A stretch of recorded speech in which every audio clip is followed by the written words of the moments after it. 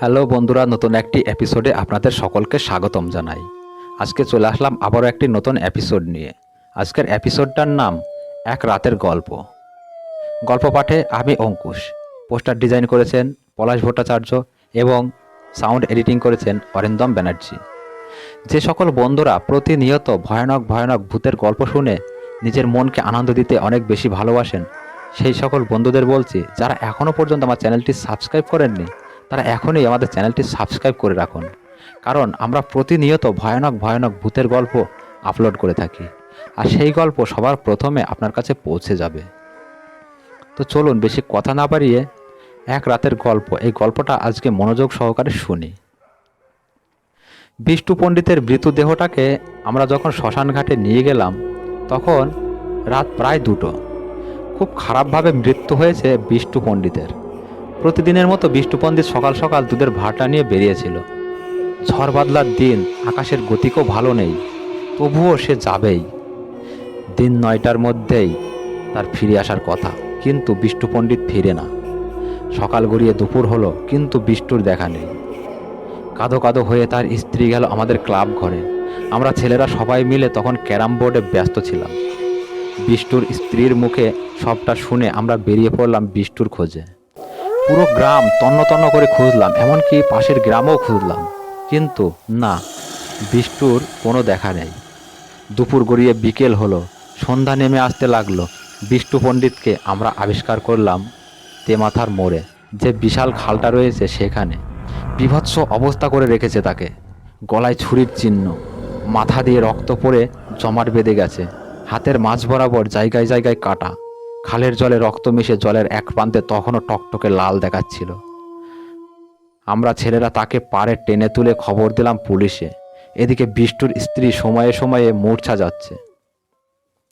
এবার প্রশ্ন দাঁড়ালো, কে বিষ্টুর এরকম অবস্থা করলো? যতদূর জানি সে খুব সৎ মানুষ ছিল। এরপর পুলিশ এলো বিষ্টুর দেহটার সাথে, আমাদেরও নিয়ে গেল থানায়। ময়নাতদন্তের রিপোর্ট হাতে আসতে জানা গেল প্রায় 8 ঘন্টা আগে, অর্থাৎ সকাল 6টা নাগাদ তাকে খুন করা হয়েছিল। এরপর নানা জটিলতা সেরে অবশেষে আমরা বিষ্টু পণ্ডিতকে তার বাড়িতে নিয়ে এলাম। এই জগতে স্ত্রী ছাড়া বিষ্টুর আর কেউ নেই, তাই আমরা ক্লাবের ছেলেরাই হাত লাগালাম। বিষ্টুর স্ত্রীকে নিয়ে যাওয়া হয়েছিল হসপিটালে। সে যে অজ্ঞান হয়েছে, আর তার জ্ঞান ফেরে নাই। এদিকে পাড়ার লোকেরা তাগাদা লাগালো, যা করার আজকেই করতে হবে বাছারা, নইলে মরা যে বাসি হয়ে যাবে। আমি বললাম, কিন্তু তার স্ত্রী যে এখনও শেষ দেখা দেখেনি। আমার কথায় কেউই কান দিল না। কয়েকজন এক স্বরে বলে উঠল, আজকেই সদ্গতি না করলে গ্রামে ঘোর অমঙ্গল নেমে আসবে। আমাদের ইচ্ছে ছিল বিষ্টু পণ্ডিতের স্ত্রী বিষ্টুকে একবার শেষ দেখা দেখুক, কিন্তু তার স্ত্রী যে এখনও হসপিটালে পড়ে আছে। অবশেষে একরকম বাধ্য হয়ে এই বিষ্টুর নিথর দেহটাকে তুলে নিয়ে শ্মশানের উদ্দেশ্যে রওনা দিলাম। আকাশ জুড়ে কালো মেঘ নেমেছে। দক্ষিণ আকাশটা হলুদ বর্ণ ধারণ করেছে, অর্থাৎ তুমুল ঝড় বৃষ্টির সম্ভাবনা রয়েছে। শ্মশানে যাওয়ার পথে শুরু হলো বৃষ্টি। কাঠ বাঁশ সব প্লাস্টিক দিয়ে ভালো করে মুড়ে নিয়ে আমরা আবার চলা শুরু করলাম। আমাদের ক্লাবের 15 জন সদস্য আর সাথে কয়েকজন গ্রামবাসীও আছেন। তবে বিষ্টুর স্ত্রীর সাথে ঘোর অন্যায় হলো। অবশেষে যখন আমরা শ্মশানে পৌঁছালাম তখন রাত প্রায় 2টো। গুড়ি গুড়ি বৃষ্টি হচ্ছে, সাথে হালকা শীতল হাওয়ায় শরীর শিউরে উঠছে। এদিকে আমাদের সবার অবস্থা খুব খারাপ। এত রাতে শ্মশানে আসার অভিজ্ঞতা আমাদের তো ছিল না। মাঝে মাঝে শিয়ালের ডাক শুনে হৃৎপিণ্ড জোরে জোরে টান মারছে। কাঠ বা সব কিছু সাজিয়ে বিষ্টু পণ্ডিতকে সেখানে রাখা হলো, কিন্তু এবার সমস্যা হয়ে দাঁড়ালো আগুন নিয়ে। আগুন কিছুতেই জ্বালানো যাচ্ছে না। প্রকাণ্ড হাওয়া এসে বারংবার আগুন নিভিয়ে দিচ্ছে। কোনো মতে আগুনটা জ্বালিয়ে বিষ্টুর চিতার নিকট ধরতেই আমাদের সবাইকে অবাক আর আতঙ্কে ফেলে দিয়ে এই ঝড় বাদলের মাঝেও কেরোসিনের শিখার মতো হঠাৎ করে দাউ দাউ করে জ্বলে উঠল চিতা। সবাই কয়েক হাত করে পিছিয়ে গেছে।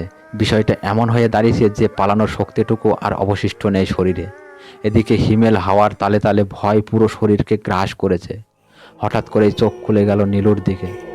সে বালিতে হাত দিয়ে কি যেন আকাশে আর বিড় করে কি যেন বলছে।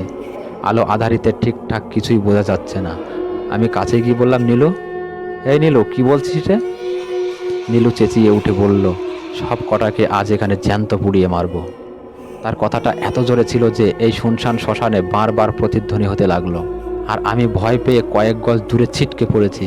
নীলু আবার চেঁচিয়ে উঠল, আমাকে তোরা সেই দেখাটাও দেখতে দিলি না আমার মনের মানুষের সাথে, তোদের আজ বাড়ি ফিরতে দেব না।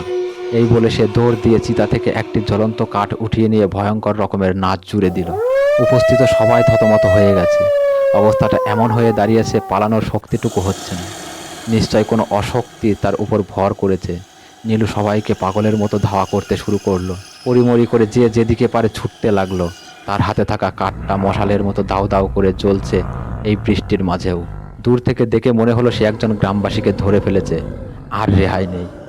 ওদিকে থেকে আমি চোখ ফিরিয়ে নিলাম।